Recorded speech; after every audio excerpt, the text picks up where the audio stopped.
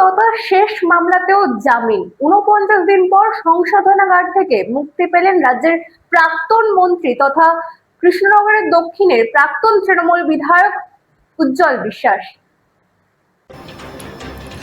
অবশেষে আইনি বাধাও কাটল।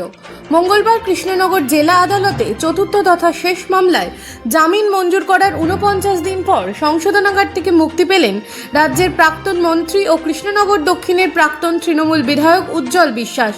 সন্ধ্যায় বাড়ি ফিরতেই অনুগামীরা মালা ও পুষ্পস্তবক দিয়ে সংবর্ধনা জানায় তাকে। গত ৯ জুন ত্রাণ সামগ্রী বিশেষ করে ত্রিপল চুরির অভিযোগে উজ্জ্বল বিশ্বাসকে গ্রেফতার করা হয়। ওই দিন তার বাড়ির সামনে স্থানীয় বাসিন্দাদের একাংশ বিক্ষোভে সামিল হন। বিক্ষোভ চলাকালীন তাকে হেনস্থা ও ডিম ছড়ার অভিযোগ ওঠে। পরে অভিযোগের ভিত্তিতে পুলিশ তাকে গ্রেফতার করে। এরপর ত্রাণ সামগ্রী সংক্রান্ত মামলার পাশাপাশি জমি দখল সহ একাধিক অভিযোগ তার বিরুদ্ধে ওঠে। এই নিয়ে আরও 3টি পৃথক মামলা দায়ের হয়। প্রথম 3টি মামলায় জামিন পেলেও প্রতিবারই পরবর্তী মামলায় তাকে সোন অ্যারেস্ট দেখিয়ে হেফাজতে নেওয়া হয়। ফলে আদালতে জামিনের নির্দেশ কার্যকর হলেও জেল মুক্তি সম্ভাবনা হচ্ছিল না।